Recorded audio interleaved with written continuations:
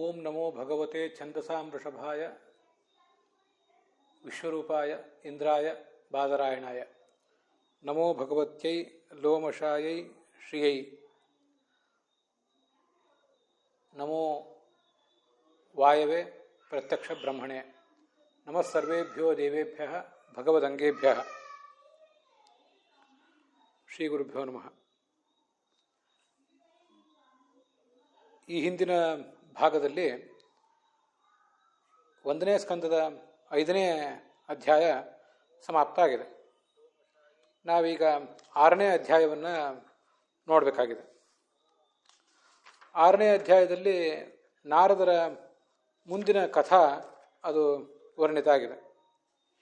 ಇಲ್ಲಿ ನಾವು ನೋಡ್ತಿರುವಂಥ ಶ್ಲೋಕಗಳಲ್ಲಿ ಹೆಚ್ಚಿನ ವ್ಯಾಖ್ಯಾನ ವಿಶೇಷ ಏನು ಕಾಣಿಸೋದಿಲ್ಲ. ಏವಂ ನಿಶಮ್ಯ ಭಗವಾನ್ ದೇವರ್ಷೇ ಜನ್ಮ ಕರ್ಮ ಚ ಭೂಯಃ ಪಪ್ರಚ್ಛ ತಂ ಬ್ರಹ್ಮನ್ ವ್ಯಾಸಃ ಸತ್ಯವತಿ ಸುತಃ. ವ್ಯಾಸ ಮತ್ತು ನಾರದರ ಸಂವಾದ ನಡೆದಿದೆ, ನಮಗೆ ಗೊತ್ತಿದೆ. ಅಲ್ಲಿ ನಾರದರು ವ್ಯಾಸರಿಗೆ, ನೀವು ಭಾಗವತವನ್ನು ರಚನೆ ಮಾಡಿರಿ, ದುಃಖ ಪೀಡಿತರಾದಂಥ ಜನರ ದುಃಖ ಪರಿಹಾರಕ್ಕೆ ಅದನ್ನು ಬಿಟ್ಟು ಬೇರೆ ಯಾವ ಮಾರ್ಗವೂ ಕೂಡ ಇಲ್ಲ. ಪ್ರಖ್ಯಾಹಿ ದುಃಖೈ ಮುಹುರರ್ಜಿತಾತ್ಮನಾಂ ಸಂಕ್ಲೇಶ ನಿರ್ವಾಣಂ ಉಶಂತಿ ನಾನ್ಯಥಾ ಅಂತ ಈ ಹಿಂದೆ ಬಂದಿದೆ. ಆಗ ನಾರದರು ತಮ್ಮ ಕಥೆಯನ್ನು ಕೂಡ ಹೇಳ್ಕೊಂಡಿದ್ರು. ನಾನು ಒಬ್ಬ ಉಪಬರ್ಹಣ ಅನ್ನುವ ಗಂಧರ್ವಾಗಿದ್ದೆ. ಆಗ ನಾನು ಭಗವಂತನ ಪ್ರೀತಿಗಾಗಿ ಗಾಯನವನ್ನು ಮಾಡದೆ ಅಪಚಾರ ಮಾಡಿದಾಗ ನನಗೆ ಒಬ್ಬ ದಾಸಿಯ ಮಗನಾಗಿ ಹುಟ್ಟುವಂಥ ಪ್ರಸಂಗ ಬಂತು. ಅಲ್ಲೂ ಕೂಡ ಜ್ಞಾನಿಗಳ ಸಂಪರ್ಕಕ್ಕೆ ನಾನು ಬಂದಿದ್ದೆ ಅಂತೀಗೆಲ್ಲ ನಾರದರು ಅಲ್ಲಿ ವರ್ಣನೆ ಮಾಡಿದರು. ಆವಾಗ ನನಗೆ ಜ್ಞಾನಿಗಳು ಜ್ಞಾನೋಪದೇಶ ಮಾಡಿದರು. ಮುಂದೇನಾಯಿತು ಕಥೆ ಅಂತ ಈಗ ಕೇಳಬೇಕಾಗಿದೆ. ವ್ಯಾಸರು ಕೇಳ್ತಾರೆ, ನಾರದರ ಜನ್ಮ ಕರ್ಮಗಳನ್ನೆಲ್ಲ ಅವರಿಂದಲೇ ಕೇಳಿದ್ರಲ್ಲ, ಮುಂದೆ ವ್ಯಾಸರು ಅವರನ್ನೇ ಕಥೆ ಕೇಳಿದ್ರಂತೆ. ಚಾತುರ್ಮಾಸ್ಯಕ್ಕಾಗಿ ಆ ಜ್ಞಾನಿಗಳಾದಂಥವರು ಒಂದು ಕಡೆ ಇದ್ದರು. ಅವರೆಲ್ಲ ಮುಂದೆ ಹೊರಟು ಹೋದರು. ಮುಂದೆ ಆ ವಯಸ್ಸಿನಲ್ಲಿ ನೀವೇನು ಮಾಡಿದ್ರಿ? ಅವರು ನಿಮಗೆ ಜ್ಞಾನೋಪದೇಶ ಮಾಡಿ ಹೊರಟು ಹೋದರು. ಸ್ವಯಂಭುವ ಕಯಾವೃತ್ಯ ವರ್ತಿತಂತೆ ಪರಂ ವಯಃ. ಚತುರ್ಮುಖ ಬ್ರಹ್ಮನ ಮಗನಾದ ನಾರದರೆ, ನೀವು ಮುಂದೆ ಹೇಗೆ ಜೀವನ ಮಾಡಿದ್ರಿ? ಮುಂದೆ ಈ ಶರೀರವನ್ನು ಬಿಟ್ಟರೆ ಹೇಗೆ? ಆಗಿನ ಶರೀರವನ್ನು, ಈ ಶರೀರ ಅಲ್ಲ, ಆಗಿನ ಶರೀರವನ್ನು ಬಿಟ್ಟಿರಿ ಹೇಗೆ? ಪ್ರಾಕಲ್ಪ ವಿಷಯಾಮೇತಾಂ ಸ್ಮೃತಿಂತೆ ಸುರಸತ್ತಮ ನಹ್ಯೇವ ವ್ಯಬಧಾತ್ ಕಾಲ ಏಷ ಸರ್ವ ನಿರಾಕೃತಿ. ತುಂಬ ಅದ್ಭುತವಾದ ಸಂಗತಿಗಳನ್ನು ನೀವು ಹೇಳ್ತಾ ಇದ್ದೀರಿ. ಸಾಮಾನ್ಯವಾಗಿ ಯಾರಿಗೂ ಕೂಡ ಈ ಹಿಂದಿನ ಜನ್ಮದ ಘಟನೆಗಳು ಸ್ಮರಣದಲ್ಲಿರೋದಿಲ್ಲ. ಯಾಕೆಂದರೆ ಕಾಲ ಅದು ಸರ್ವ ನಿರಾಕೃತಿ, ಎಲ್ಲ ನೋವು ನಲಿವು ಎಲ್ಲವನ್ನು ಕೂಡ ಮರೆಸಿಬಿಡುವಂಥದ್ದು. ಅಂಥ ಕಾಲ ನಿಮಗಿದನ್ನು ಮರೆಸಲಿಲ್ವಾ? ನಿಮ್ಮ ಹಿಂದಿನ ಸಂಗತಿಗಳನ್ನು ನೀವು ಮರೆಯಲಿಲ್ವಲ್ಲ? ಉಪಬರ್ಹಣ ಅನ್ನುವ ಗಂಧರ್ವನ ಬಗ್ಗೆ ನೀವು ಹೇಳಿದಿರಿ. ವಸ್ತುತಃ ಅದು ಸಪ್ತಮ ಸ್ಕಂದದಲ್ಲಿ ಬರೋದು ಕಥೆ ಸೌಲಭ್ಯಕ್ಕಾಗಿ ನಾವು ಈಗಲೇ ಸಾರ್ವಧಾರಕ ಅನುಗುಣವಾಗಿ ಅದನ್ನು ನೋಡಿದ್ವಿ ಅಷ್ಟೇ. ಉಪಬರ್ಹಣ ಅಂತ ಗಂಧರ್ವ, ಆಮೇಲೆ ದಾಸಿ ಪುತ್ರ, ಅವೆರಡೂ ಜನ್ಮಗಳನ್ನು ನೀವು ನೆನಪಿಟ್ಕೊಂಡಿದ್ದೀರಲ್ಲ, ಅದು ಹೇಗೆ ನಿಮಗೆ ಸಾಧ್ಯ ಆಯಿತು? ಸಾಮಾನ್ಯರಿಗೆ ಕಾಲ ಎಲ್ಲವನ್ನು ಕೂಡ ಮರೆಸಿಬಿಡ್ತದೆ, ಅದು ನಿಮಗೆ ಹೇಗೆ ಸಾಧ್ಯ ಆಯಿತು ಅಂತ ಅಲ್ಲಿ ಪ್ರಶ್ನೆ. ವಸ್ತುತಃ ಇದೆಲ್ಲ ವೇದವ್ಯಾಸರಿಗೆ ಗೊತ್ತಿದ್ದೇ ಇದೆ, ಕಥೆ ಗೊತ್ತಿದೆ. ನಾರದರಿಗೆ ಅದೆಲ್ಲವೂ ಕೂಡ ನೆನಪಿದೆ ಹೇಗಿದೆ ಅಂತ ಅನ್ನೋದು ಕೂಡ ವೇದವ್ಯಾಸರಿಗೆ ಗೊತ್ತಿದೆ. ಆದರೂ ಅವರು ಮತ್ತೆ ಹೀಗೆ ಕೇಳ್ತಿದ್ದಾರಷ್ಟೆ.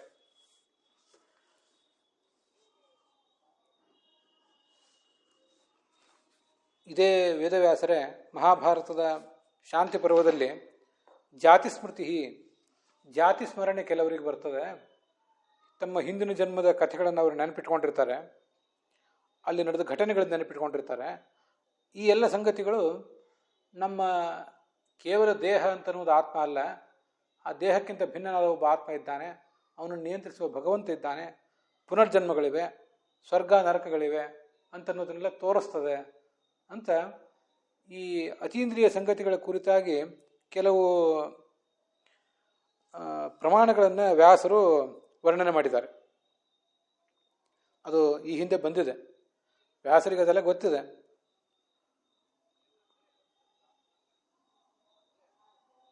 ಆದ್ದರಿಂದ ಈಗ ಹೇಗೆ ಅದನ್ನು ಮಾಡಿದ್ರಿ ಅಂತ ಕೇಳುವ ಉದ್ದೇಶ ನಾರದನ ಮುಖದಿಂದ ಅದನ್ನು ಕೇಳಿಸ್ಬೇಕು ಅಂತ ಅವರ ತಾತ್ಪರ್ಯ ಅಷ್ಟೆ. ಏಷ ಕಲ್ಪಾಂತರ ಲಕ್ಷಣ ಕಾಲ ತೇ ಸ್ಮೃತಿಂ ಕಥಂ ವ್ಯದಧಾತ್. ಇನ್ನೊಂದು ಕಲ್ಪದಲ್ಲಿ ನಡೆದಂಥ ಸಂಗತಿ ಇದು, ಅದನ್ನು ನೀವು ಮರೀಲಿಲ್ವಾ, ಅದು ಹೇಗೆ ಅಂತ ಅದರ ಪ್ರಶ್ನೆ. ಅವರು ತತ್ವಜ್ಞಾನವನ್ನು ಉಪದೇಶ ಮಾಡಿದ್ದಾರೆ ನಿಮಗೆ. ಆ ತತ್ವಜ್ಞಾನವೂ ನಿಮ್ಮ ಮನಸ್ಸಿನಿಂದ ಮರೆಯಾಗಲಿಲ್ಲ, ಆ ಹಿಂದಿನ ಕಾಲದ ಘಟನೆಗಳು ಕೂಡ ಮರೆಯಾಗಲಿಲ್ಲ. ಇದಕ್ಕೆಲ್ಲ ಏನು ಕಾರಣ ಅಂತ ಅದರ ತಾತ್ಪರ್ಯ. ವ್ಯಾಖ್ಯಾನಗಳಲ್ಲಿ ಇಲ್ಲಿ ಹೆಚ್ಚಿನ ಅಂಶಗಳನ್ನೇನು ನಾವು ಹೇಳಬೇಕಾದ್ದೇನಿಲ್ಲ. ವಿಜ್ಞಾನಾದೇಷ್ಟೃಭಿಹಿ, ವಿಜ್ಞಾನ ಅಂದರೆ ತತ್ವಜ್ಞಾನ, ಆ ತತ್ವಜ್ಞಾನವನ್ನು ಕೊಟ್ಟವರು ಅಂತ ಹೀಗಷ್ಟೇ ಅರ್ಥ ಅದಕ್ಕೆ. ಇಲ್ಲಿ ವಿಜಯಧ್ವಜ ಯಾದಪತ್ಯರ ವ್ಯಾಖ್ಯಾನಗಳಿಗೂ ಮತ್ತು ಉಳಿದ ವ್ಯಾಖ್ಯಾನಗಳಿಗೂ ಬಹಳ ವ್ಯತ್ಯಾಸ ಏನೂ ಇರೋದಿಲ್ಲ.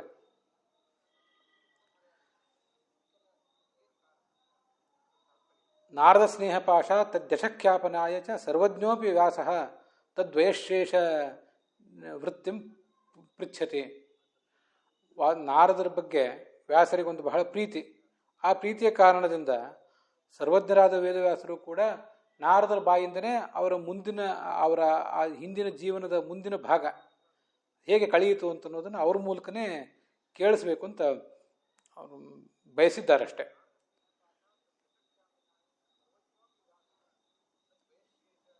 ಸರ್ವ ನಿರಾಕೃತಿ ಅಂದರೆ ನಿರಾಕರಣೆ ಮಾಡುವುದು ಅಂದರೆ ಮರೆಸಿ ಬಿಡುವುದು ಅಂತ ಅರ್ಥ. ಎಲ್ಲ ನೋವು ನಲುವುಗಳನ್ನು ಕಾಲ ಮರೆಸಿ ಬಿಡ್ತದೆ. ಅದು ನಿಮಗೆ ಹೇಗೆ ನೆನಪಿದೆ ಅಂತ ಈಗ ಪ್ರಶ್ನೆ. ಅದಕ್ಕೆ ಮುಂದೆ ನಾರದರು ಉತ್ತರ ಕೊಡ್ತಿದ್ದಾರೆ, ಅದನ್ನೀಗ ನೋಡಬೇಕು.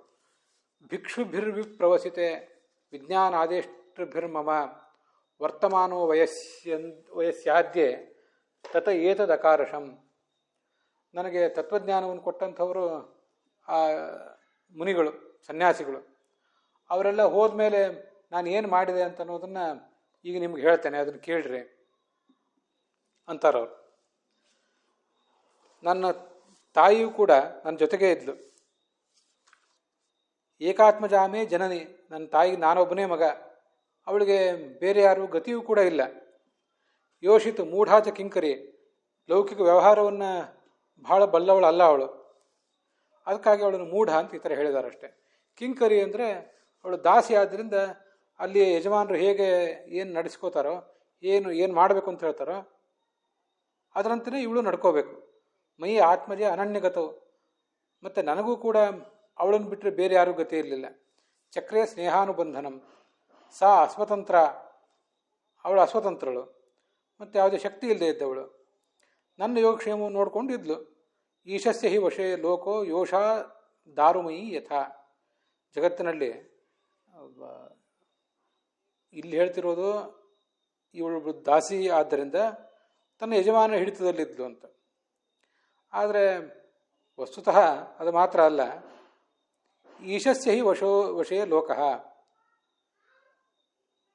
ಸಮಸ್ತ ಪ್ರಪಂಚವೂ ಕೂಡ ಭಗವಂತನ ವಶದಲ್ಲಿರ್ತದೆ. ಅದು ಈ ನಾವು ನೋಡ್ತಿರುವಂಥ ಕೆಲವು ಅನುವಾದಗಳಲ್ಲಿ ಆ ವಾಕ್ಯ ಕಾಣಿಸ್ತಾ ಇಲ್ಲ. ಯೋಷ ದಾರುಮಯಿ ಯಥಾ ಅನ್ನುವಂಥ ಈ ವಾಕ್ಯದ ಅನುವಾದ ಕೆಲವು ಕಡೆ ಕಾಣಿಸ್ತಾ ಇಲ್ಲ.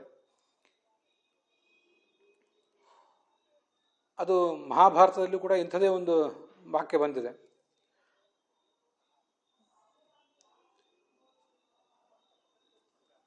ಈ ಭಗವಂತ ಯಥಾ ದಾರುಮಯೀಂ ಯೋಷಾಂ ನರಸ್ಥಿರ ಸಮಾಹಿತಃ ಇಂಗಯತ್ಯಂಗಮಂಗಾನಿ ತಥಾ ರಾಜನ್ನಿಮಾಃ ಪ್ರಜಾಃ ಅಂತ. ಒಬ್ಬ ಗೊಂಬೆಯಾಟದ, ಸೂತ್ರದ ಗೊಂಬೆಯಾಟ ಅಥವಾ ಸಲಾಕೆ ಗೊಂಬೆಯಾಟದ ಕಲಾವಿದ ತಾನು ನರಹ ಸ್ಥಿರ ಸಮಾಹಿತ, ಒಂದೇ ಕಡೆ ಕೂತ್ಕೊಂಡಿರ್ತಾನೆ, ಏಕಾಗ್ರಚಿತ್ತನಾಗಿ ಆ ಗೊಂಬೆಗಳನ್ನು ಆಡಿಸ್ತಾ ಇರ್ತಾನೆ. ಇಂಗಯತ್ಯಂಗಮಂಗಾನಿ, ಅದರ ಗೊಂಬೆ ಕೈ ಕಾಲು ಎಲ್ಲವೂ ಕೂಡ ಇವನ ಚಲನೆಯಿಂದಲೇ ನಡಿಬೇಕು. ತಥಾ ರಾಜನ್ ನಿಮಾಃ ಪ್ರಜಾಃ, ಅದರಂತೆ ಭಗವಂತನು ಕೂಡ ಎಲ್ಲ ಪ್ರಜೆಗಳನ್ನು ಕೂಡ ತನ್ನ ನಿಯಂತ್ರಣದಲ್ಲಿಟ್ಕೊಂಡಿದ್ದಾನೆ. ಅವರ ಪ್ರತಿಯೊಂದು ಬೌದ್ಧಿಕ ಮತ್ತು ದೈಹಿಕ ಚಟುವಟಿಕೆಯನ್ನು ಕೂಡ ಭಗವಂತನೇ ಮಾಡ್ತಾನೆ. ದಾರುಮಯಿ ಅಂದರೆ ಕಟ್ಟಿಗೆಯ, ಯೋಷ ಅಂದರೆ ಹೆಣ್ಣು ಗೊಂಬೆ ಅಥವಾ ಗೊಂಬೆ ಅಂತ ಇಷ್ಟೇ ಅರ್ಥ. ಯೋಷ ಅಂದರೆ ಯೋಷಿತ್ ಅಂದರೆ ಹೆಂಗಸ ಹೌದು, ಆದರೆ ಹೆಣ್ಣು ಗೊಂಬೆಯೂ ಆಗ್ಬೋದು, ಗಂಡು ಗೊಂಬೆಯೂ ಆಗ್ಬೋದು. ಅದೆಲ್ಲವೂ ಕೂಡ ಈಶಸ್ಸಿ ವಶೇ ಲೋಕಃ. ಇದು ಮಹಾಭಾರತದಲ್ಲೂ ಕೂಡ ಬಂದಿದೆ. ಇದರ ಅನುವಾದ ಕೆಲವು ಕಡೆ ಕಾಣಿಸ್ತಾ ಇಲ್ಲ. ಅದನ್ನು ಕಣ್ತಪ್ಪಿನಿಂದಾಗಿ ಅನುವಾದ ಬಿಟ್ಟು ಹೋಗಿದ್ದಿರ್ಬೇಕಷ್ಟೆ. ಅದನ್ನು ನಾವು ತಮ್ಮ ತಮ್ಮ ಅನುವಾದದಲ್ಲಿ ಸೇರಿಸ್ಕೋಬೇಕು. ಅಹಂ ಚ ತತ್ ಬ್ರಹ್ಮಕುಲ ಊಷಿವಾಂಸ್ ತದಪೇಕ್ಷೆಯ ದಿಗ್ದೇಶಕಾಲ ವ್ಯುತ್ಪನ್ನ ಬಾಲಕ ಪಂಚಹಾಯನ. ಮತ್ತು ನಾನೂ ಕೂಡ ಆ ಬ್ರಾಹ್ಮಣನ ಮನೆಯಲ್ಲಿ, ನನ್ನ ತಾಯಿ ಯಾವ ಮನೆಯಲ್ಲಿ ವಾಸ ಮಾಡಿಕೊಂಡಿದ್ಲೋ ಅದೇ ಬ್ರಾಹ್ಮಣನ ಮನೆಯಲ್ಲೇ ನಾನು ಕೂಡ ವಾಸ ಮಾಡಿದೆ. ಯಾಕೆಂದರೆ ದಿಗ್ದೇಶ ಕಾಲಾವ್ಯುತ್ಪನ್ನ, ನನಗೆ ಯಾವ ದೇಶ ಇಲ್ಲಿಂದ ಒಂದು ವೇಳೆ ಹೋಗುವುದಾದರೆ ಯಾವ ದೇಶಕ್ಕೆ ಹೋಗಬೇಕು, ಮತ್ತು ಯಾವ ಕಾಲದಲ್ಲಿ ಹೋಗಬೇಕು, ದೇಶ ಕಾಲ ಇದು ಯಾವುದರ ಪರಿವೆಯೂ ನನಗಿಲ್ಲ ಅಂತದನ್ನು ಅವನು ಹೇಳ್ತಿದ್ದಾನೆ. ಅದರ ಪರಿಚಯವೇ ನನಗಿಲ್ಲ, ಸಣ್ಣವನು. ಆದ್ದರಿಂದ ಅವಳೆಲ್ಲಿದ್ದಾಳೋ ಅಲ್ಲೇ ನಾನು ಕೂಡ ಇದ್ದು ಬಿಟ್ಟೆ. ಇದು ಅವನು ಹೇಳ್ತಿರುವಂಥ ಮಾತು.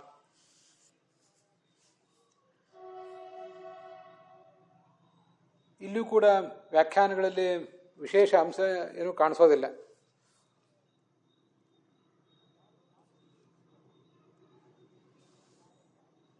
ವಿಜಯಧ್ವಜ ತೀರ್ಥರ ವ್ಯಾಖ್ಯಾನದಲ್ಲಾಗಲಿ, ಯಾದವಾರ್ಯ ತೀರ್ಥರ ವ್ಯಾಖ್ಯಾನದಲ್ಲಾಗಲಿ ಬಹಳ ಆಳವಾದ ಪ್ರಮೇಯ ಏನಾದರೂ ಇದ್ದರೆ ಅಲ್ಲಿ ಒಂದಿಷ್ಟು ಭಿನ್ನಾಭಿಪ್ರಾಯ ಇರ್ತದೆ ಹೊರತು ಇಲ್ಲಿ ಅಂಥ ಭಿನ್ನಾಭಿಪ್ರಾಯ ಏನೂ ಇಲ್ಲ. ವಿಜಯಧ್ವಜರ ವ್ಯಾಖ್ಯಾನದಲ್ಲಿ ಈಶಾವಾಸ್ಯಮಿದಂ ಸರ್ವಂ, ಈಶನ ವಶ ಈ ಜಗತ್ತು ಅಂತ ಆ ಈಶಾವಾಸ್ಯ ಉಪನಿಷತ್ತಿನ ಮಾತೊಂದನ್ನು ಉದ್ಧರಿಸಿದ್ದಾರೆ. ದಾರುಮಯಿ ಅಂದರೆ ಕಾಷ್ಠ ನಿರ್ಮಿತ ಯೋಷ, ಜಡ ಪ್ರವರ್ತಕ ಯಂತ್ರ ಪುರುಷಾಧೀನ. ಜಡವನ್ನು ತನ್ನ ಹತೋಟಿಯಲ್ಲಿಟ್ಟುಕೊಂಡು ಕುಣಿಸುವ ಯಂತ್ರದ ಒಬ್ಬ ಕಲಾವಿದ ಏನಿರ್ತಾನೋ ಹಾಗೆ ಅಂತ ಅದರ ತಾತ್ಪರ್ಯ. ಕುಲಂ ವಂಶೇ ಹೀಗೆ ಆ ಬ್ರಾಹ್ಮಣನ ಮನೆಯಲ್ಲಿ, ಬ್ರಹ್ಮಕುಲ ಅಂದರೆ ಅವನ ಮನೆಯಲ್ಲಿ ಅಂತಲೇ ಅದರ ಅರ್ಥ. ಇದು ವಿಜಯಧ್ವಜರು ಅಲ್ಲಿ ತೋರಿಸಿಕೊಟ್ಟಿರುವಂಥ ಅರ್ಥ. ಯಾದವಾರ್ಯ ವ್ಯಾಖ್ಯಾನದಲ್ಲೂ ಕೂಡ ಮತ್ತೆ ಹೆಚ್ಚಿನ ಅಂಶಗಳೇನು ಕಾಣಿಸೋದಿಲ್ಲ.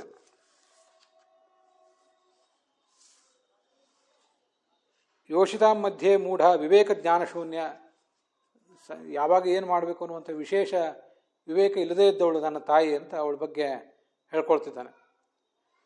ಯೋಗಕ್ಷೇಮ ಅಂದರೆ, ಯೋಗ ಅಂದರೆ ಅಪ್ರಾಪ್ತಸ್ಯ ಪ್ರಾಪ್ತಿ, ಏನು ಸಿಕ್ಕಿಲ್ಲ ಇಲ್ಲಿಯವರೆಗೆ ಅದನ್ನು ಪಡೆದುಕೊಳ್ಳುವುದಕ್ಕೆ ಯೋಗ ಅಂತಾರೆ.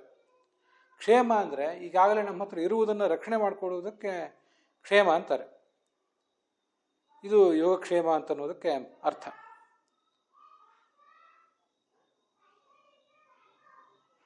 ಇದು ನಾನು ಆ ಬ್ರಾಹ್ಮಣನ ಮನೆಯಲ್ಲಿ ವಾಸ ಮಾಡಿಕೊಂಡಿದ್ದೆ ಅಂತ ನಾರದರು ಹೇಳುವಂಥ ಮಾತು. ಇದಾದ ಮೇಲೆ ತನ್ನ ತಾಯಿ ಮರಣಿಸಿದ್ದನ್ನು ಆ ನಾರದರು ಹೇಳ್ತಿದ್ದಾರೆ. ಏಕದಾ ನಿರ್ಗತಾಂ ಗೇಹಾತ್ ದುಹಂತೀಂ ನಿಶಿಗಾಂಪಥಿ ಸರ್ಪೋದಶತ್ ಪದಾಸ್ಪೃಷ್ಟ ಕೃಪಣಾಂ ಕಾಲಚೋದಿತ. ಮುಂದಿನ ಮಾತು. ಒಂದು ಬಾರಿ ಕತ್ತಲಾಗಿತ್ತು. ಆ ಯಾವ ಬ್ರಾಹ್ಮಣನ ಮನೆಯಲ್ಲಿ, ಮಾಲೀಕನ ಮನೆಯಲ್ಲಿ ಇವಳಿದ್ಲೋ ಅಲ್ಲಿ ಆ ಮನೆಯ ಮಾಲೀಕನ ಹಸುವಿನ ಹಾಲನ್ನು ಕರಿಬೇಕಾಗಿತ್ತು. ಅವನ ಮನೆಯಿಂದ ಹೊರಗೆ ಬಂದಳು. ಹಸುಗಳನ್ನು ಕೊಟ್ಟಿಗೆಯಲ್ಲಿ ಕಟ್ಟಿರ್ತಾರೆ. ಮನೆಗಿಂತ ಕೊಟ್ಟಿಗೆ ಅನ್ನೋದು ಹೊರಗಿನ ಹುಳ ಹುಪ್ಪಡಿಗಳು, ಹಾವು ಚೇಳುಗಳಿಗೆ ಹೆಚ್ಚು ಅವಕಾಶ ಇರುವಂಥ ಜಾಗ.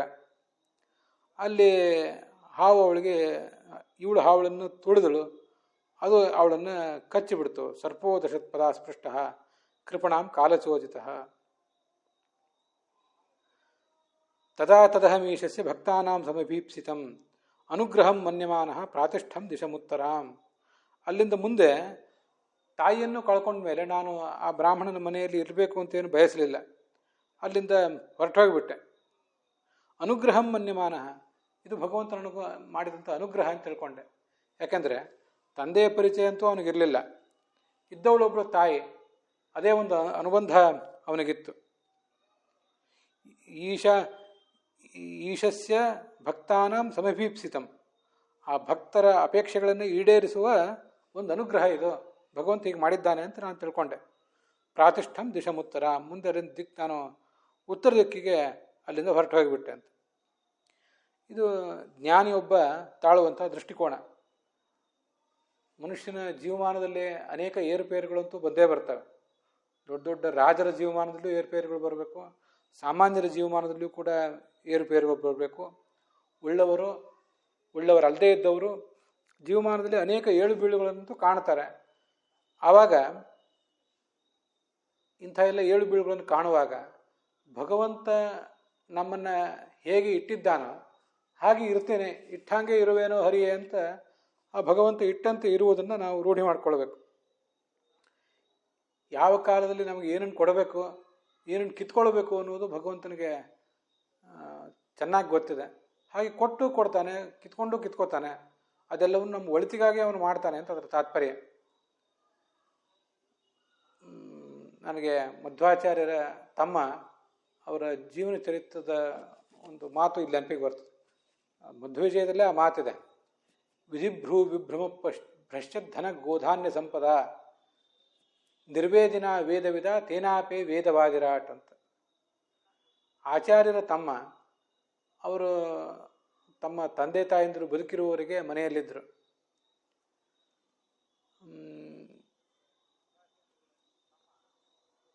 ವಿಧಿಭ್ರೂ ವಿಭ್ರಮ ಭ್ರಶ್ಚಧನ ಗೋಧಾನ್ಯ ಸಂಪದ, ವಿಧಿಯ ವಿಲಾಸ. ವಿಧಿ ಒಂದು ಬಾರಿ ತನ್ನ ಹುಬ್ಬನ್ನು ಕೊಂಕಿಸಿದರೆ ಅವರ ಧನ, ಧಾನ್ಯ, ಗೋ ಎಲ್ಲವೂ ಕೂಡ ನಷ್ಟ ಆಗಿ ಹೋಯಿತು. ನಿರ್ವೇದಿನ, ಅವರಿಗೆ ವೈರಾಗ್ಯ ಬಂತು. ವೇದವಿದ ತೇನಾಪೇ ವೇದವಾದಿರಾಟ್, ಅವರು ಕೂಡ ದೊಡ್ಡ ಜ್ಞಾನಿಯೇ ಆಗಿದ್ದರು. ಮಧ್ವಾಚಾರ್ಯ ಬಳಿಗೆ ಬಂದರು. ಮುಂದೆ ಮಧ್ವಾಚಾರ್ಯ ಬಳಿಗೆ ಬಂದು ನನಗೆ ಸನ್ಯಾಸ ಕೊಡಿ ಅಂತ ಕೇಳಿದರು. ಸಮಯಾಪೇಕ್ಷೆಯೋರ್ವೀಕ್ಷ ಗಮಯಾಮಾಸ ಧಾಮತಂ, ಸನ್ಯಾಸ ತಗೊಳ್ಳಿಕ್ಕೆ ಇನ್ನೂ ಕಾಲ ಪಕ್ವಾಗಿಲ್ಲ, ನೀನು ಮನೆಗೆ ನಡಿ ಅಂತ ಮತ್ತೆ ಕಳಿಸಿಬಿಟ್ರು ಅವರು. ಮುಂದೆ ಒಂದು ಕಾಲದಲ್ಲಿ ಮತ್ತೆ ಅವರಿಗೆ ಸನ್ಯಾಸ ಕೊಟ್ಟರು.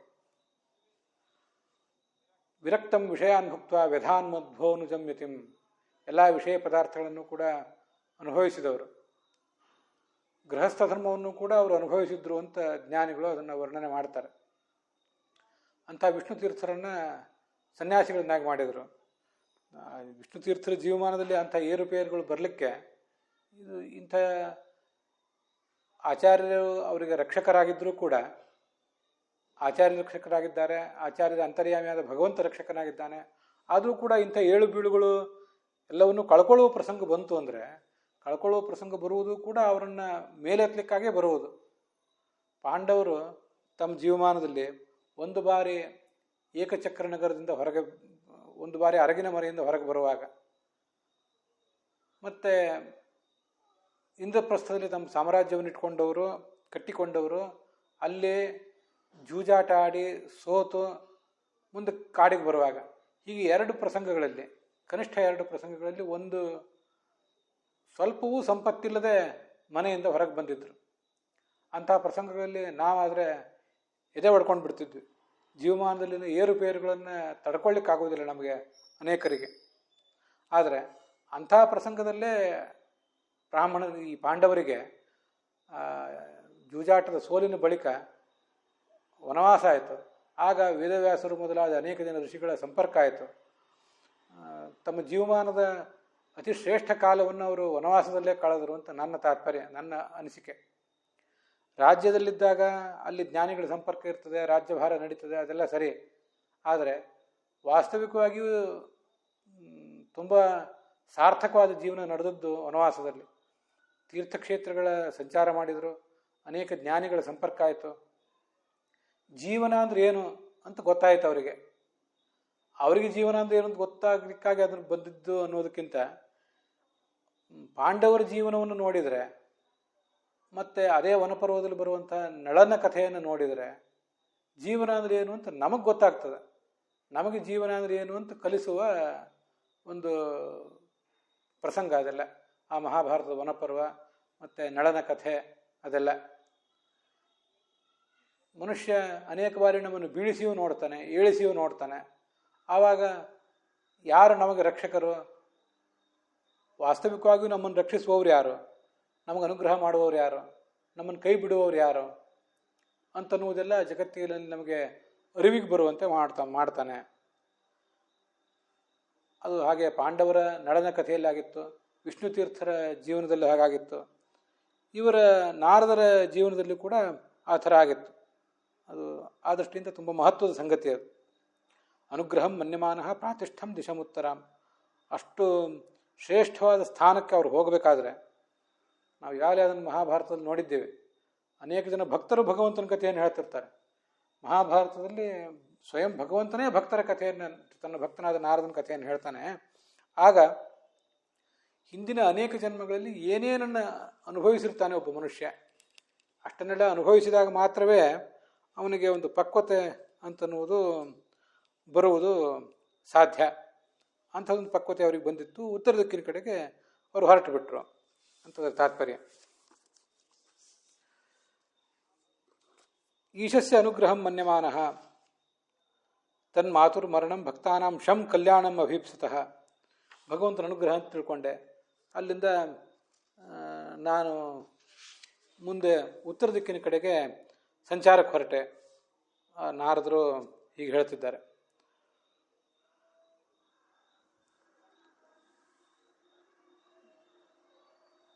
ಮುಂದೆ ಆ ನಾರದರು ಸಂಚಾರ ಮಾಡಿರುವಂಥ ಕೆಲವು ಸ್ಥಳಗಳ ವರ್ಣನೆ ಕಾಣಿಸ್ತದೆ.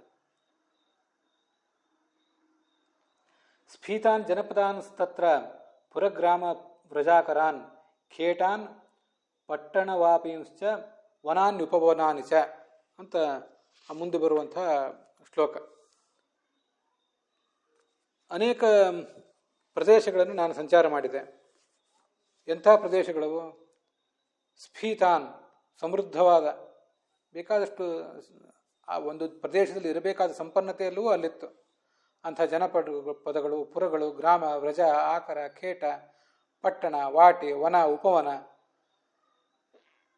ಇಂಥ ಎಲ್ಲ ಪ್ರದೇಶಗಳನ್ನು ಕೂಡ ನಾನು ದಾಟಿದೆ.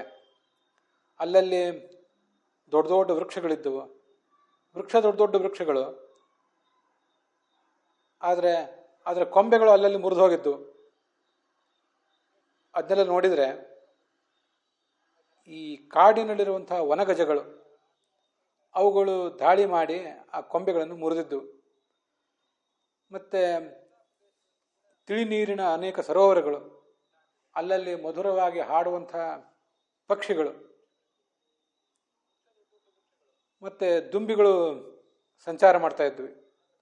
ದೇವತೆಗಳು ಕೂಡ ವಿಹಾರ ಮಾಡುವಂಥ, ದೇವಪುರುಷರು ದೇವತಾ ಸ್ತ್ರೀಯರು ವಿಹಾರ ಮಾಡುವಂಥ ಅನೇಕ ಸರೋವರಗಳು.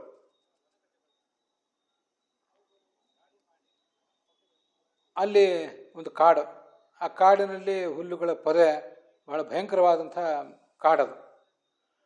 ಬಹಳ ಬಳಲಿಕೆ ಆಗಿತ್ತು. ಮತ್ತು ಮುಂದೆ ಒಂದು ಹೆಜ್ಜೆಯೂ ಕೂಡ ಇಡಲಿಕ್ಕೆ ನನಗೆ ಸಾಧ್ಯ ಆಗಲಿಲ್ಲ. ಪರಿಶ್ರಾಂತ್ರೇಂದ್ರಿಯಾತ್ಮಾಹಂ ತೃಟ್ಪರೀತೋ ಬುಭುಕ್ಷಿತಃ ಸ್ನಾತ್ವಾ ಪೀತ್ವಾ ಹೃದಯ ನದ್ಯಾ ಉಪಸ್ಪೃಷ್ಟೋ ಗತಶ್ರಮಃ.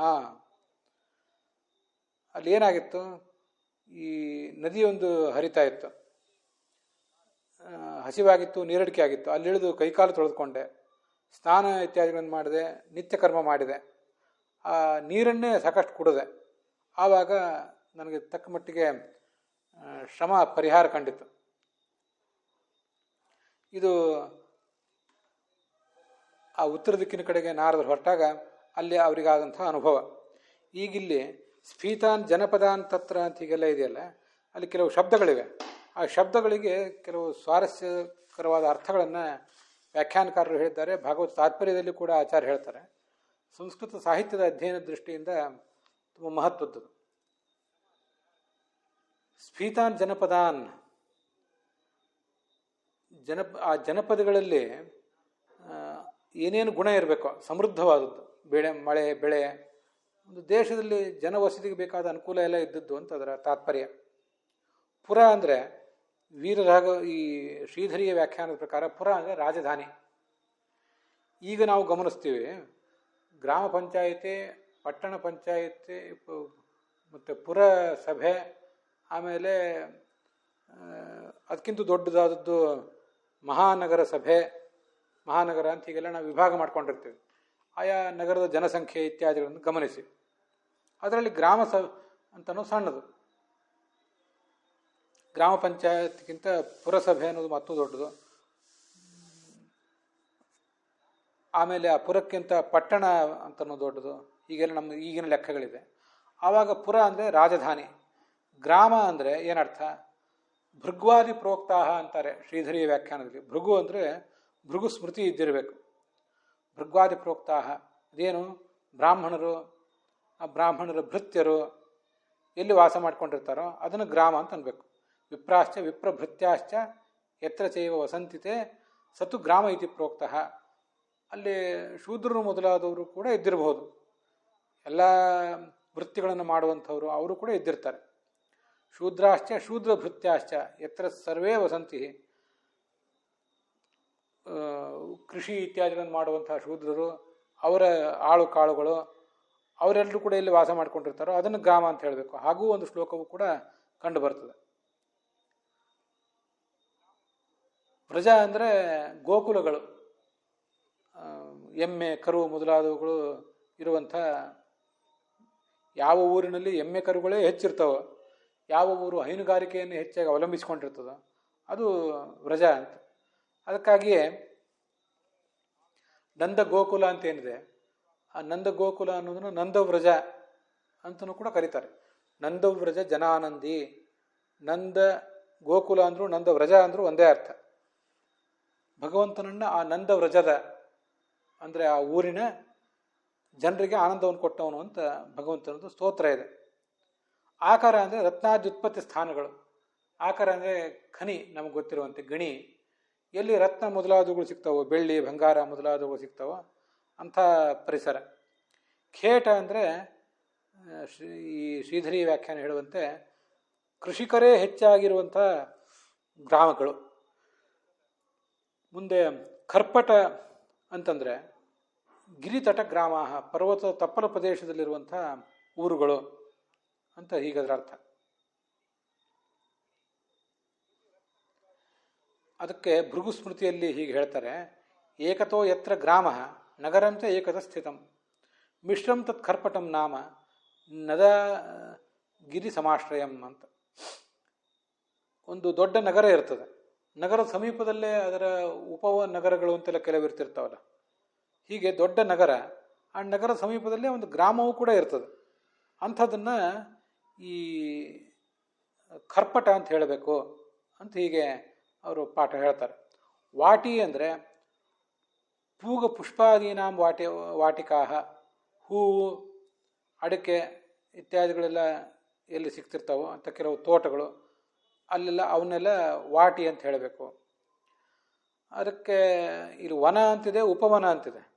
ವನ ಅಂದರೆ ತಾವಾಗಿಯೇ ಬೆಳೆದು ನಿಂತಹ ಗಿಡಗಳನ್ನು ಹೊಂದಿರುವ ಪ್ರದೇಶ, ಅದು ವನ.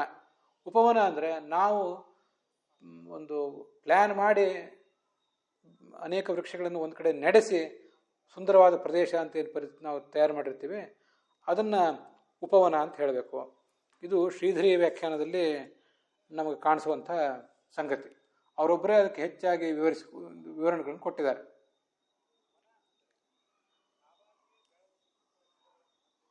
ವ್ರಜ ಅಂದರೆ ಗೋಪಾಲ ನಿವಾಸ, ಶ್ರೀಧರಿ ವೀರರಾಘವರ ವ್ಯಾಖ್ಯಾನದಲ್ಲಿ ಹೇಳುವಂತೆ.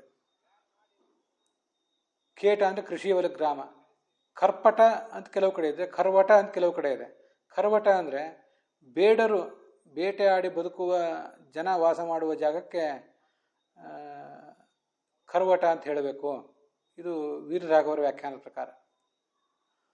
ವಾಟಿ ಅಂದರೆ ಪುಷ್ಪವಾಟಿಕಾಹ, ಹೂಗಳ ದೊಡ್ಡ ಪ್ರಮಾಣದ ಹೂಗಳನ್ನು ಎಲ್ಲಿ ನಾವು ನೋಡ್ತೇವೆ, ಬೆಳೆಸಿದ್ದಿರ್ಬೋದು ಅಥವಾ ತಾನಾಗಿ ಬೆಳೆದಿದ್ದಿರ್ಬೋದು, ಅವನ್ನ ಪುಷ್ಪವಾಟಿಕ ಅಂತ ಹೀಗೆ ವರ್ಣನೆ ಮಾಡ್ತಾರೆ.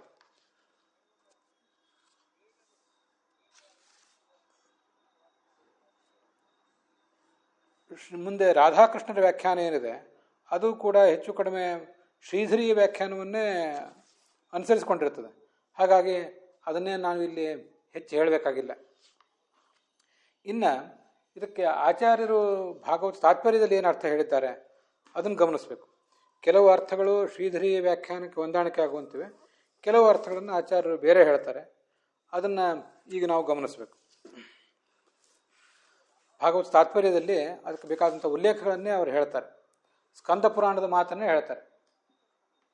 ಸ್ಕಂದ ಪುರಾಣದಲ್ಲೇ ವ್ಯಾಸರು ಏನು ಹೇಳ್ತಾರೆ ಅದನ್ನು ಭಾಗವತವನ್ನು ಓದುವಾಗಲೂ ಕೂಡ ನಾವು ತಿಳ್ಕೊಳ್ಬೇಕು. ಮೃಗಯಾಜೀವಿನಾಂ ಖೇಟಃ, ಖೇಟ ಅಂದರೆ ಮೃಗಯಾಜೀವಿನಾಂ, ಬೇಟೆ ಆಡುವವರು ಎಲ್ಲಿ ಬದುಕ್ತಾರೋ ಅದನ್ನು ಖೇಟ ಅಂತ ಅನ್ಬೇಕು. ವಾಟಿ ಪುಷ್ಪೋಪಜೀವಿನಾಂ, ಈಗಾಗಲೇ ನಾವು ನೋಡಿದ್ವಿ ವಾಟಿ ಅಂದರೆ ಪುಷ್ಪೋಪಜೀವಿಗಳು, ಹೂವುಗಳನ್ನು ಬೆಳೆದು ಹೂವುಗಳನ್ನು ಮಾರಿ ಬದುಕುವಂಥವ್ರು ಯಾರಿರ್ತಾರೆ ಅವರು ಅದನ್ನು ಅಂಥ ಒಂದು ಪರಿಸರವನ್ನು ವಾಟಿ ಅಂತ ಹೇಳಬೇಕು ಅಂತ ನಾವು ಈಗಾಗಲೇ ಇನ್ನೊಂದು ಬೇರೆ ವ್ಯಾಖ್ಯಾನದಲ್ಲೂ ಕೂಡ ನೋಡಿದ್ದೀವಿ. ಅಂಥ ಒಂದೆರಡು ಸಮಾನತೆಗಳಿದ್ದರೆ ಅದನ್ನು ಕೂಡ ಸ್ವೀಕಾರ ಮಾಡಬೇಕು.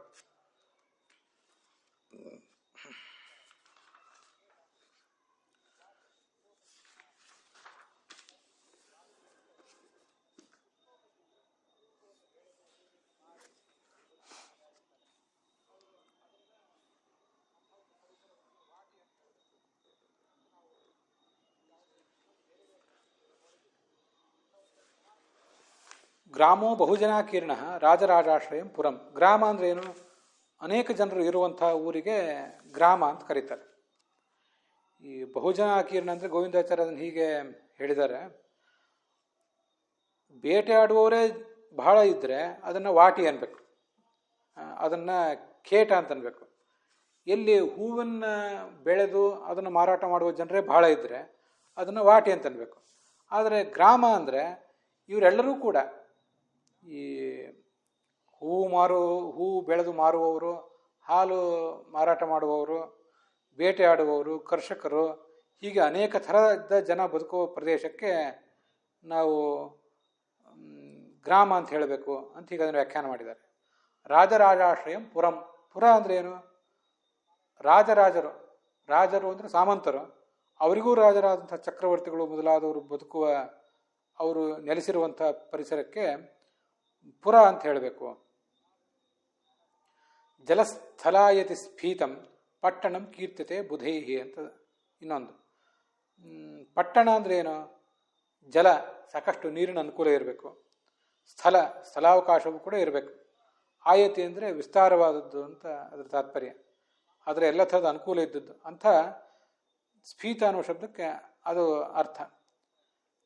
ಅದಕ್ಕೆ ಪಟ್ಟಣ ಅಂತ ಹೇಳಬೇಕು ಅಂತ ಇದು ನಮಗೆ ಕಾಣಿಸುವಂಥ ಮಾತು.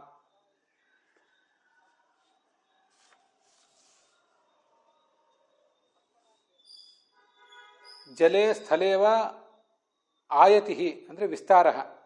ಜಲದ ವಿಷಯವಾಗಿ ಮತ್ತು ಸ್ಥಳಕ್ಕೆ ಸಂಬಂಧಪಟ್ಟಂತೆ ಎಲ್ಲಿ ವಿಸ್ತೃತವಾದ ಅವಕಾಶ ಇದೆಯೋ ಅದನ್ನು ಜಲಸ್ಥಳ ಇತಿ ಸ್ಫೀತಂ ಅಂತ. ಸ್ಫೀತಂ ಅಂದರೆ ಸಮೃದ್ಧ ಅಂತ ಅರ್ಥ. ಅದನ್ನು ಹೇಳಬೇಕು. ಜಲದುರ್ಗಂ ಸ್ಥಳದುರ್ಗಂ ವಾ ಪಟ್ಟಣಂ ಅಂತ ಇನ್ನೊಂದು ಅರ್ಥವನ್ನು ಕೂಡ ಬರೀತಾರೆ ಯಾದವಾರ್ಯರು. ಒಂದು ಪಟ್ಟಣ ಅಂದರೆ ಅದು ಈಗಾಗಲೇ ರಾಜರಾಜರು ಮೊದಲಾದವರು ಇರುವಂಥದ್ದು. ಅಲ್ಲಿ ಆ ನಗರದ ರಕ್ಷಣೆಗಾಗಿ ಒಂದು ಜಲದುರ್ಗ ಇರ್ತದೆ, ನೀರಿನ ಒಂದು ಕೊತ್ತಲ ಅಂತ ಹೇಳ್ತಾರೆ, ಅದಾದರೂ ಇರ್ತದೆ. ಈಗಲೂ ಅನೇಕ ಊರುಗಳಲ್ಲಿ ಆ ಕೋಟೆಗಳ ಸುತ್ತಲಿನ ಕಂದಕ ಅದನ್ನೆಲ್ಲ ನಾವು ನೋಡ್ಬೋದು. ಸ್ಥಳದುರ್ಗ ಅಂದರೆ ಕೋಟೆ, ಅದೆಲ್ಲ ಇರುವಂಥದ್ದು ಅಂತ ಅದರ ತಾತ್ಪರ್ಯ. ವನ ಮತ್ತು ಉಪವನ, ಆಕರ, ಈ ಎಲ್ಲ ಅರ್ಥಗಳಿಗೆ ಹಿಂದಿನವರು ಹೇಳಿದ ಅರ್ಥಗಳೇ ಇವೆ, ಅಲ್ಲೇನೂ ವ್ಯತ್ಯಾಸ ಏನೂ ಆಗಿಲ್ಲ. ಖೇಟ ಅಂದರೆ ಕೃಷಿಕರ ಗ್ರಾಮಗಳು ಅಂತ ವೀರರಾಘವರ ವ್ಯಾಖ್ಯಾನ ಇದೆ. ಖೇಟ ಅಂದರೆ ಬೇಟೆ ಆಡುವವರ ಊರುಗಳು ಅಂತ ಅದರ ಆಚಾರ್ಯರು ಒಂದು ಬೇರೆ ಅರ್ಥ ಹೇಳಿದ್ದಾರೆ. ಈ ಖೇಟ ಅಂತ ಶಬ್ದ ಇದೆಯಲ್ಲ, ಇದನ್ನೇ ಒಂದು ರೀತಿಯಾಗಿ ಗೋವಿಂದಾಚಾರ್ಯರು ಖೆಡ್ಡ ಅಂತ ಇವತ್ತೇನು ಹೇಳ್ತೀವಲ್ಲ ನಾವು, ಆನೆಗಳನ್ನು ಪಳಗಿಸಿ ಅವುಗಳನ್ನು ಮತ್ತೆ ಮುಂದಿನ ನಮ್ಮ ಕೆಲಸಕ್ಕೆ ಉಪಯೋಗ ಮಾಡುವಂಥ ಕೆಲವು ಜಾಗಗಳಿರ್ತಾವಲ್ಲ, ಇವತ್ತು ಅಲ್ಲಲ್ಲಿ ಈ ಶಿವಮೊಗ್ಗದ ಸಮೀಪ ಸಕ್ಕರೆ ಬೈಲು ಮೊದಲಾದ ಕಡೆ ಅಂತ ನಿರ್ದಿಷ್ಟವಾದ ಪರಿಸರಗಳಿವೆ. ಅಲ್ಲಿ ಖೆಡ್ಡ ತಯಾರು ಮಾಡಿರ್ತಾರೆ, ಆನೆಗಳನ್ನು ಪಳಗಿಸ್ತಾರೆ, ಅದನ್ನು ನಮ್ಗೆ ಗೊತ್ತಿದೆ.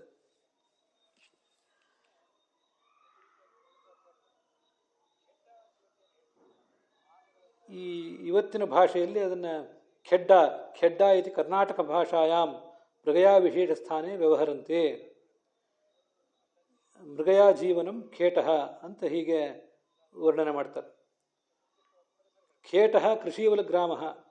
ಈ ಇನ್ನೂ ಯಾರ್ಯಾರು ಖೇಟ ಅಂದರೆ ಕೃಷೀವಲ ಅಂತ ರೈತರ ಗ್ರಾಮ ಅಂತ ಅರ್ಥ ಮಾಡ್ತಾರೆ, ಅದಷ್ಟು ಸಮಾಧಾನ ಕೊಟ್ಟಿಲ್ಲ. ಅದ್ರ ಬಗ್ಗೆ ನಾವು ಆಲೋಚನೆ ಮಾಡಬೇಕು ಮತ್ತಷ್ಟು. ಯಾಕಂದರೆ ಆಚಾರ್ಯ ಹೇಳೋರಂತೆ ಖೇಟ ಅಂದರೆ ಬೇಟೆಗಾರರ ಊರು, ಬೇಟೆಗಾರರ ಪರಿಸರ. ಈ ಖೇಟ ಅನ್ನೋದೇ ಖೆಡ್ಡ ಆಗಿದೆ ಅಂತ ಗೋವಿಂದಾಚಾರ್ಯ ಹೇಳ್ತಾರೆ. ಇವತ್ತಿಗೂ ಕೂಡ ಉತ್ತರ ಕರ್ನಾಟಕದಲ್ಲಿ ಮತ್ತು ಈ ಮಹಾರಾಷ್ಟ್ರದ ದಕ್ಷಿಣ ಭಾಗದಲ್ಲಿ ಖೇಡ ಅನ್ನೋ ಹೆಸರಿನ ಕೆಲವು ಊರುಗಳು ಕಾಣಿಸ್ತವೆ. ಧೂಳ್ಖೇಡ, ಅಗರಖೇಡ ಮೊದಲಾದದ್ದು. ಮತ್ತು ಅದನ್ನೇ ಸರ್ನೇವಾಗಿ ಇರುವಂಥವರು ಕೂಡ ಕಾಣಿಸ್ತಾರೆ ಅನೇಕ ಜನ. ವರಖೇಡ್ ಮೊದಲಾದವರೆಲ್ಲ, ವರಖೇಡ್ಕರ್, ವರಖೇಡಿಗಳು, ಹೀಗೆಲ್ಲ. ಖೇಟ ಅಂತ ಸಂಸ್ಕೃತದಲ್ಲಿ ಏನಿದೆ ಅದೇ ಖೇಡಿ, ಖೇಡ ಅಂತ ಆಗಿದೆ. ಉಗುರು ಖೇಡ, ಧೂಳು ಖೇಡ ಮೊದಲಾದದ್ದು ಹಾಗೆ ಇವತ್ತಿನ ಅವಶೇಷಗಳವೆಲ್ಲ. ಗೋವಿಂದಾಚಾರ್ಯರು ಖೇಟ ಅನ್ನುವ ಸಂಸ್ಕೃತವೇ ಕನ್ನಡದಲ್ಲಿ ಖೆಡ್ಡ ಆಗಿದೆ ಅಂತ ಹೇಳ್ತಾರೆ. ಇರಬಹುದು. ಕೆಲವು ಕಡೆ ಆ ಖೇಡ ಅನ್ನುವುದು ಹಾಗೇ ಖೇಟ ಅಂತ ಕನ್ನಡದ ಸಂಸ್ಕೃತದಲ್ಲಿದ್ದದ್ದು ಖೇಡ ಅಂತ ಕನ್ನಡದಲ್ಲಾಗಿ ಆ ಊರುಗಳ ಹೆಸರಿನ ಜೊತೆಗೇ ಅದು ಸೇರ್ಕೊಂಡಿರುವುದು ಕೂಡ ಇದೆ. ಖೇಟವೇ ಖೆಡ್ಡ ಆಗಿದೆಯೋ ಅಂತನ್ನೋದು ಒಂದು ಊಹೆ. ಅದರ ಆಧಾರಗಳನ್ನು ಮತ್ತಷ್ಟು ನಾವು ಹುಡುಕಬೇಕಾಗ್ತದೆ ಅಷ್ಟೆ. ವಾಟಿ ಅಂತ ಬಂತಲ್ಲ, ವಾಟಿ ಅಂದರೆ ಹೂವು ಬೆಳೆದು ಮಾರುವವರ ಪರಿಸರ ಅಂತ. ಇವತ್ತಿಗೂ ಕೂಡ ಇಲ್ಲೆಲ್ಲ ವಾಡಿ ಅಂತ ಅನೇಕ ಊರುಗಳಿವೆ. ಗಣೇಶವಾಡಿ, ನರಸೋಬವಾಡಿ ಮೊದಲಾದ ಊರುಗಳು ಇವತ್ತು ಕೂಡ ಕಾಣಿಸ್ತವೆ. ಬಾಗೇವಾಡಿ. ಈ ವಾಡಿ ಅಂತನ್ನೋದು ಕೂಡ ಊರು ಅಂತನ್ನೋದನ್ನೇ ಹೇಳ್ತದೆ. ಮೂಲತಃ ಅಲ್ಲಿ ಬೆಳೀತಿದ್ರೋ ಇಲ್ಲೋ ಹೂವು ಅದೆಲ್ಲ ನಾವು ಹೇಳೋದು ಕಷ್ಟ. ಇಲ್ಲಿ ಸಮೀಪದಲ್ಲೊಂದು ಹುಕ್ಕೇರಿ ಅಂತ ಊರಿದೆ, ಅದು ಹೂವಿನ ಕೇರಿ ಅಂತ. ಹೂಗಳು ಹೆಚ್ಚಿನ ಪ್ರಮಾಣದಲ್ಲಿ ಒಂದು ಕಾಲದಲ್ಲಿ ಸಿಗ್ತಿದ್ದಿರಬೇಕು, ಬೆಳೀತಿದ್ದಿರಬೇಕು. ಇವತ್ತು ಹೆಸರು ಉಳಿದಿದೆ, ಹೂಗಳು ಮಾಯ ಆಗಿವೆ. ಬೆಳೀತಾರೆ ಹೂವು ಕೂಡ, ಅಷ್ಟು ದೊಡ್ಡ ಪ್ರಮಾಣದಲ್ಲಿ ಇಲ್ಲ ಅಷ್ಟೆ. ಆದ್ದರಿಂದ ವಾಡಿ, ಖೇಟ ಮೊದಲಾದವುಗಳು ಇವತ್ತಿಗೂ ಕೂಡ ಕಾಣಿಸ್ತವೆ ಅಲ್ಲಲ್ಲಿ ಆ ಹೆಸರಿನ ಊರುಗಳು. ಉತ್ತರ ಕರ್ನಾಟಕದಲ್ಲಿ ಮತ್ತು ಮಹಾರಾಷ್ಟ್ರದ ದಕ್ಷಿಣ ಭಾಗ ಇತ್ಯಾದಿ ಕಡೆಗಳಲ್ಲಿ ಸಂಸ್ಕೃತದ ಅಪಭ್ರಷ್ಟ ಭಾಷೆಗಳಾದಂಥ ಹಿಂದಿ, ಮರಾಠಿ ಮತ್ತು ಉರ್ದು ಅವುಗಳ ಪ್ರಭಾವ ಇರುವುದರಿಂದ ಆ ಕೆಲವು ಶಬ್ದಗಳು ಇವತ್ತು ಉಳ್ಕೊಂಡಿವೆ. ಕರ್ನಾಟಕದ ದಕ್ಷಿಣ ಭಾಗಕ್ಕೆ ಹೋದರೆ ಇಲ್ಲಿ ಅಂಥದ್ದು ಹೆಚ್ಚು ಕಾಣಿಸೋದಿಲ್ಲ. ಕರ್ನಾಟಕದ ದಕ್ಷಿಣ ಭಾಗ ಮತ್ತು ತಮಿಳುನಾಡು, ಕೇರಳ ಅಲ್ಲೆಲ್ಲ ಈ ಥರದ ಶಬ್ದಗಳು ಕಾಣಿಸೋದಿಲ್ಲ. ಅಲ್ಲೊಂಥರದ್ದು ಬೇರೆ ಥರದ ಶಬ್ದಗಳು ಇರ್ತವೆ. ಅಂತೂ ಇದು ಆಚಾರ್ಯರು ನಮಗೆ ಆ ಖೇಟ, ವಾಡಿ, ವಾಟಿ ಮೊದಲಾದವುಗಳ ಬಗ್ಗೆ ಕೊಟ್ಟಿರುವಂಥ ಕೆಲವು ಶಬ್ದಗಳ ಅರ್ಥಗಳು. ಅದನ್ನು ಇವತ್ತು ನೋಡಿದ್ದೀವಿ. ನಾರದರು ಅಲ್ಲಿ ಯಾವ್ಯಾವ ಪರಿಸರದಲ್ಲಿ ಓಡಾಡಿದರು ಅಂತ ಏನೇನಿದೆಯಲ್ಲ, ಅವರು ಒಂದು ಕಡೆ ನೀರು ಕುಡಿದು ದಣಿವಾರಿಸಿಕೊಂಡು ಕೂತರು ಅನ್ನುವವರಿಗೆ ನಾವು ಕಥೆ ನೋಡಿದ್ದೀವಿ. ಆ ಶ್ಲೋಕಗಳಲ್ಲಿ ಬರುವ ಕೆಲವು ಸಣ್ಣ ಪುಟ್ಟ ಶಬ್ದಗಳ ಬಗ್ಗೆ ನಾವು ಇನ್ನಷ್ಟು ಕೂಡ ನಾವು ನೋಡೋದಿದೆ. ಅದನ್ನು ನಾಳೆ ದಿವಸ ನೋಡೋಣ. ಇಲ್ಲಿಗೆ ಇವತ್ತಿನ ಈ ಭಾಗ ಸಮಾಪ್ತವಾಗಿದೆ. ಹುಸಿಯ ನಾಡಿ ಹೊಟ್ಟೆ ಹೊರೆವ ವಿಷಯದಲ್ಲಿ ರಸಿಕನೆಂದು ಹುಸಿಗೆ ಹಾಕಿದಿರೋ ಎನ್ನ ಹೃಷಿಕೇಶನೇ, ಈಶ ನಿನ್ನ ಚರಣ ಭಜನೆ ಆಸೆಯಿಂದ ಮಾಡುವೆ, ದೋಷರಾಶಿ ನಾಶ ಮಾಡು ಶ್ರೀಶಕೇಶವ. ಶ್ರೀಕೃಷ್ಣಾರ್ಪಣ ವಸ್ತು.